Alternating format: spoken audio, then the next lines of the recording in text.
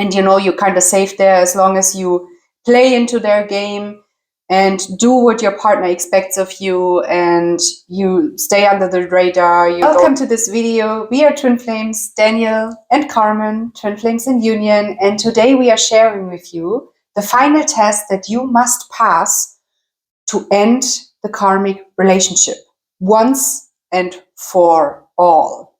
Plus, we are also going to go deeper into the perspective of your twin flame, what their lessons are, what their experience with the karmic relationship. So this might help you pass this test. And also you can be together with your twin flame and you never have to experience this situation again. First of all, we understand that a third party or a karmic situation can be extremely painful, and it looks very convincing when they are with another person, right? And it may seem very devastating, and they may have told you that they love you, but something's not right, or they still want to be with this other person, and you just don't know anymore. We know this feeling very well. We both experienced this ourselves. We both been in a relationship with another partner, plus our partner, our false twin flame back then, was with another person in front of our eyes and living the happily ever after, right? But no worries, there is a resolution, and we are going to share this with you in this video. If you are experiencing this situation, you might want to know why exactly is happening. And from our experience, we can tell you that it's just a test to your commitment in your union. And what do I mean by a test? It means, are you choosing unconditional love, to love unconditionally your twin flame? Because this is your ultimate lover. You won't experience any love like this with other person. So you are being tested in, do you really want this? Do you really choose this? Are you willing to love unconditionally your twin flame, even though they might be choosing things that you don't like or that make you uncomfortable, like dating someone else? Because they might be also learning their own lessons. They might also be exploring what they think is making them happy, or healing their own blocks, right? Just because they do it in a way that it's different from yours doesn't mean they are not aware of the healing they must do in order to achieve love. So they are also looking for this divine love. And yes, from you it might look like you're doing the spiritual part, that you are going through all the challenge, but they are also healing. They are also moving through stuff with the other person, because the other person is not you. And so this means they are not feeling fully complete in this relationship, and they are looking for you at the core. So in order to end this situation, to heal it fully, you just need to choose unconditional love. Unconditional love doesn't mean you tolerate everything that happens or that you allow abuse to come into your life. Unconditional love means that no matter what comes up, you're going to choose to love yourself. You're going to choose to move through your upsets, to your blocks, and move only from a place of peace. When you do this, you are able to see that the challenge that is being presented to you is not to hurt you or to bring you trouble, but to help you transcend a situation that is in your union at the moment, which is separation consciousness. The only thing you need to do to heal this is to love yourself. And the way to do it is to use the mirror exercise. In this way, you can heal the upset or the block that is coming up in your union to never experience it again.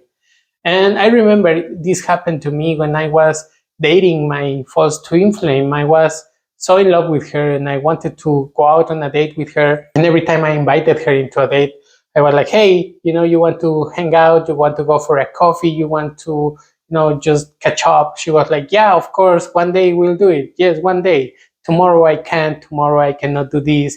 There was always like these excuses. And I was like, well, okay, why don't you want to go out with me? Like, what's going on?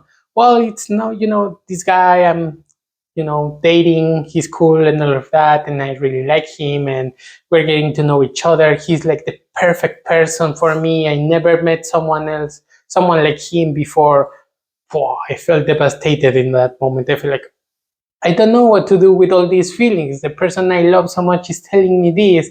What should I do? And perhaps for you, you just feel like unworthy of love, or you feel small, or you feel not, like you are not at the same level as this other person is. And all of this is the purpose of this situation, to make you aware of these places where you feel unworthy, because at the core you are not unworthy. You deserve this love. You deserve to be with your person. You deserve to be respected, to be loved, to be cared for. And so that's the purpose of it. Once you move through these feelings, once you move through these energies, through these blocks, you're not going to experience them again ever. Whenever you are moving through these blocks, take it easy, one step at a time, because these feelings, these blocks are challenging, especially when, other things are involved, like kids or marriages. We understand that it's challenging, but the ultimate truth is that you are claiming your twin flame, you are claiming your union for yourself, and the other person has also their twin flame, and they will claim it and they will have it when they are ready for it, when they want to be in union. So you don't need to feel guilty for claiming your twin flame, for doing the inner work. You move through the blocks, you move through the feelings, and then everything changes. And I can assure you this will happen because I moved through it.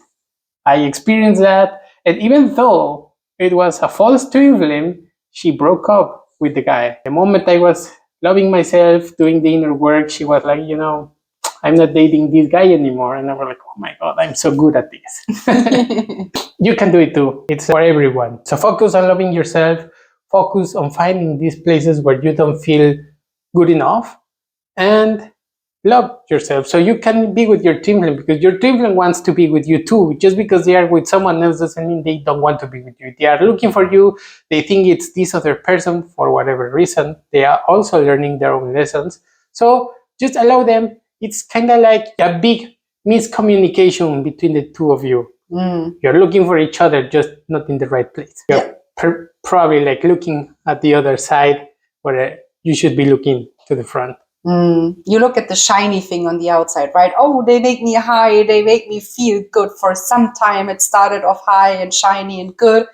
And that's like looking for love outside of yourself. This is what your twin flame, the one who is experiencing a third party situation, a karmic relationship, is experiencing, looking for love outside of themselves. And they also feel comfortable with this other person because a soulmate relationship is predictable. You kind of know, like, hey, it starts off high, but after a few years or a few months or whatever, we all know it like calms down, and this high like turned off completely, and you just try to compensate it with buying a new house or, getting high in different places just to pretend you're super good, right? So basically, what's awaiting you, because most of the people on the planet live in a soulmate relationship. And you're kind of safe there as long as you play into their game and do what your partner expects of you, and you stay under the radar, you don't make so many fights, you don't disagree, you basically just obey, right? Then you're like safe, or you pretend you are safe. And a twin flame relationship will bring all these places up where you never felt safe, where you always felt not good enough, and all of that stuff. And that's where people are afraid to look at. But when you really take on the healing and say, hey, I'm willing to look at these places where I felt hurt the most, and this time I go there with love myself. Your twin flame will literally do the same. This is how you will love them. This is how you can unconditionally love them. And that's basically it. Your twin flame will always ask you in every moment, do you love me unconditionally here?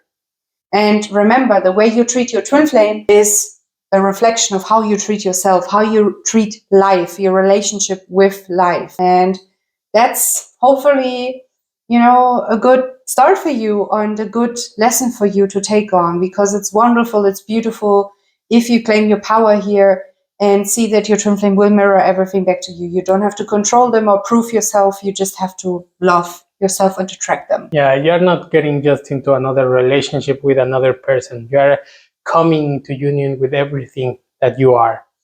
That's your twin flame, the whole of your whole being. Right now, you're just experiencing half of your being, but when you're with your twin flame, you're experiencing the wholeness of your own being, your union, basically. So, if you like this video, don't forget to like and subscribe and share the video in case you might find it interesting. And leave us a comment. What other videos would you like us to do? What questions do you have, or whatever you want to share with us? And if you're really ready and want to take on the next step, you can check out our free twin flame test on our website. You will find the link in the description down below. So with that being said, thank you. See you in the next video. Bye. Bye.